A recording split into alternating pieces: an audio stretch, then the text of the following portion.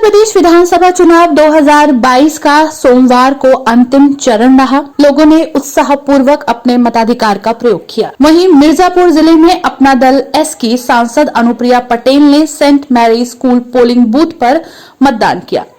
साथ ही इस दौरान वो मीडिया से रूबरू भी हुई। उन्होंने पिछले 5 वर्षों में विकास की दृष्टि से लोगों को रूबरू कराया। वहीं मेडिकल कॉलेज, बाढ़ सागर आदि विकास की श्रृंखलाओं को गिनाया भी और साथ ही सुनिश्चित रूप से कहा कि इस बार भाजपा की सरकार ही बनेगी। अलग अलग राजनीतिक दलों को जोर आजमाइश करने का उनका लोकतांत्रिक अधिकार भी है, लेकिन मिर्जापुर एनडीए गठबंधन की जीत ही सुनिश्चित करने जा रहा है।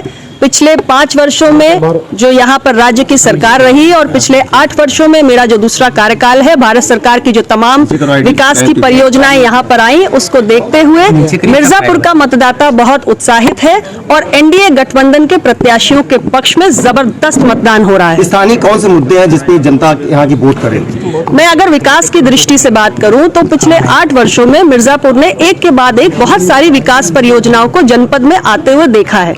चाहे बाढ़ सागर परियोजना का शुभारंभ हो, चाहे मिर्जापुर में मेडिकल कॉलेज का निर्माण हो, केंद्रीय विद्यालय का निर्माण हो, पासपोर्ट ऑफिस की स्थापना हो, एनएच की 4 लेनिंग हो, जल जीवन मिशन की शुरुआत हो, या सोलर प्लांट जो 75 मेगावाट्स का यहाँ पर माननीय प्रधानमंत्री जी के कर कमलों से शुरू हुआ। तो ये तमाम विकास की जो गंगा है इस जनपद में पहुंची है और इसलिए हमारा वोटर उत्साहित है और एनडीए के गठबंधन के प्रत्याशियों को जिताने जा रहा है। ये बताइए, 9 जिले में आज चुनाव हो रहा है, तो क्या लगता है पिछली बार तो काफी सीटें आप लोग जीते थे, इस बार कितनी सीटें जीत रहे हैं आप? इस चरण में जो भी हमारे सीटें आती हैं उस पर जैसे पहले चरण से एक शुरुआत हुई है कि एनडीए गठबंधन के प्रत्याशियों ने बढ़त बनाई है। 7वें चरण तक आते आते हम और भी ज्यादा मजबूत हो चुके हैं और इसका एक बहुत बड़ा कारण है एनडीए की सरकार ने पिछले कुछ वर्षों में देश की राजनीति में एक परिवर्तन किया है, सरकारों की कार्य संस्कृति में एक परिवर्तन किया है।